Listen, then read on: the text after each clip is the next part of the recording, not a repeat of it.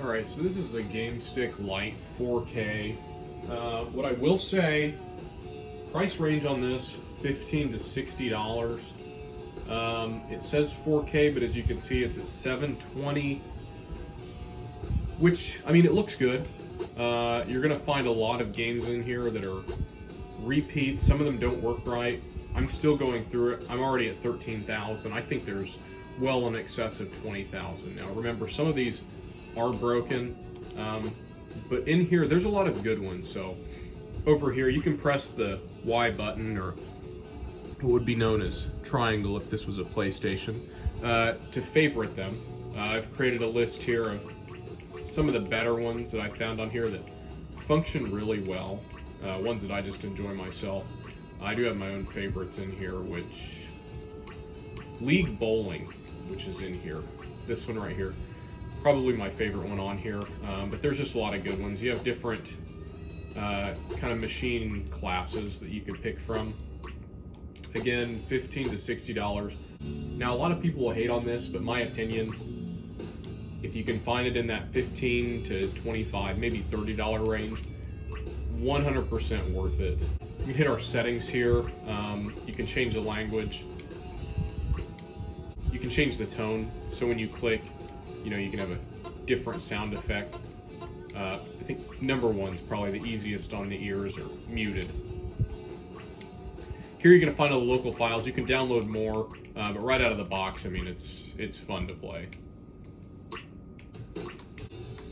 System information. So this is the M8 version 6, so 2023.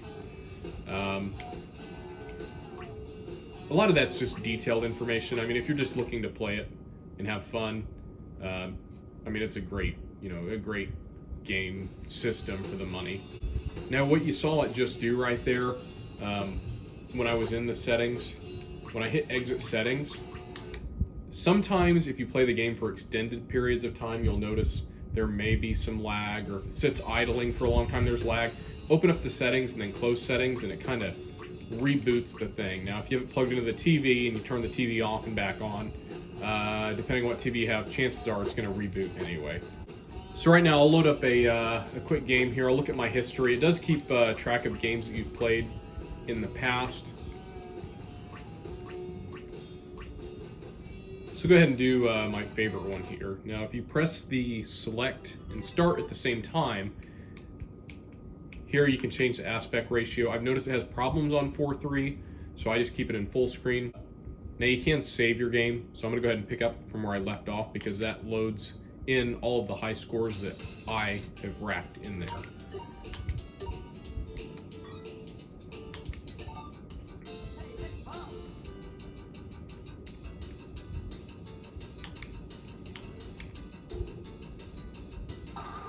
So I mean, it's pretty straightforward. I mean, it's good time burner. If you have a camper, it's great to just leave plugged into that camper TV. Just a fun, you know, I mean, it's just something to do. You know, I mean, it's enjoyable. If you played a lot of these games growing up, like I played a lot of Paperboy and Mario. Again, if you want to save where you left off, you can just go down to save state.